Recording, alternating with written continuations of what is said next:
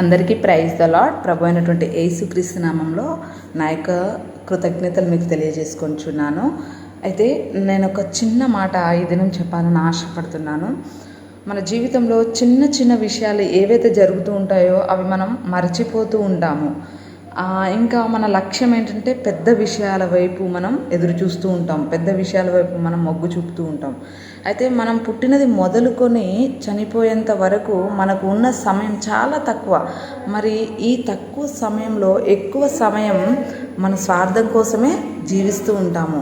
మనుష్యులందరూ ఈ రీతిగానే ఉన్నారు. ఇతరుల క్షేమం కోసం ఆలోచించే సమయం చాలా తక్కువ. కానీ మన ప్రభువైనటువంటి యేసుక్రీస్తు తను జీవించిన కాలం చాలా తక్కువ.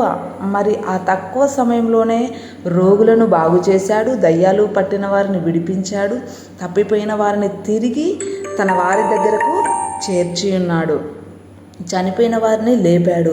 మన ప్రతి పాపం ఆయన రక్తంలో కడిగేశాడు. మన ప్రతి శాపం ఆయన ప్రాణ త్యాగం ద్వారా తీసివేశాడు. ఎవరెవరికి సువార్త చెప్పాలో వారికి సువార్తను ప్రకటించాడు. ఏ ప్రదేశాన్ని ఆయన దర్శించాలో ఆ ప్రదేశాన్ని ఆయన దర్శించాడు. ఆ రీతిగా అంటే చిన్న విషయము పెద్ద విషయం అని కాదు, కానీ ప్రతి విషయాన్ని దేవుడు లక్ష్యం చేసి ఉన్నాడు. ఆ రీతిగా నేను చెప్పాలని ఆశపడుతున్నాను. అయితే ఎంతగానో క్షమించాడు, ఎంతగానో శోధన అనుభవించాడు.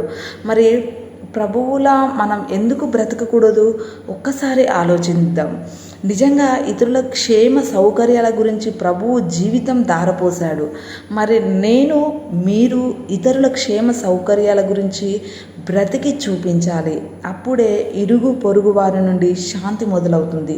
అంటే ఫస్ట్ శాంతి అనేది మన దగ్గర నుంచి మొదలై మన ఎదుటి వారిలో నుంచి కూడా ఆ శాంతి ప్రవేశిస్తుంది.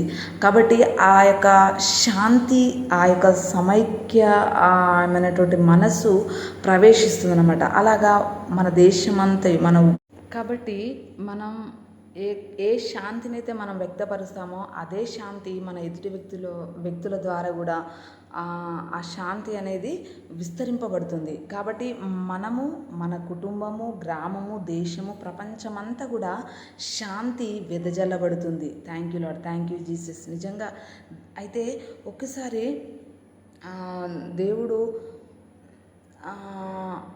2000 సంవత్సరాల క్రితమే ఎటువంటి పేద, ధన, కుల, వర్గ, లింగ భేదాలు లేకుండా సంతోషంగా జీవించాలని దేవాది దేవుని యొక్క ఆశ, ఆయన యొక్క ఆశయం అది.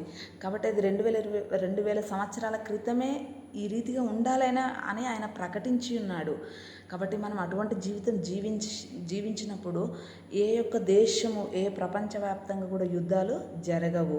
కాబట్టి దేవాది దేవుడు ఇంత గొప్ప మాటలు మనకు తెలియజేసి ఉన్నాడు. ఈ మాట ప్రకారం మనం జీవించి ఉన్నట్లయితే మనం నిజంగా మన ప్రాణం ఉన్నంత వరకు ఈ రీతిగా మనం జీవించినట్లయితే మనము, మన చుట్టూ ఉన్నవారు, మన ప్రపంచమంతా కూడా శాంతియుతంగా ఉంటుంది. Thank you Lord, thank you Jesus. అటువంటి శాంతియుతమైన జీవితం నాకు, మీకు, మన కుటుంబాలకు ఇచ్చి ఉన్న దేవాది దేవునికి 2000 సంవత్సరాల క్రితమే ఇచ్చి ఉన్న దేవాది దేవునికి కృతజ్ఞతలు తెలియజేసుకుంటున్నాను. Amen, amen. Thank you Jesus. Amen, amen, amen.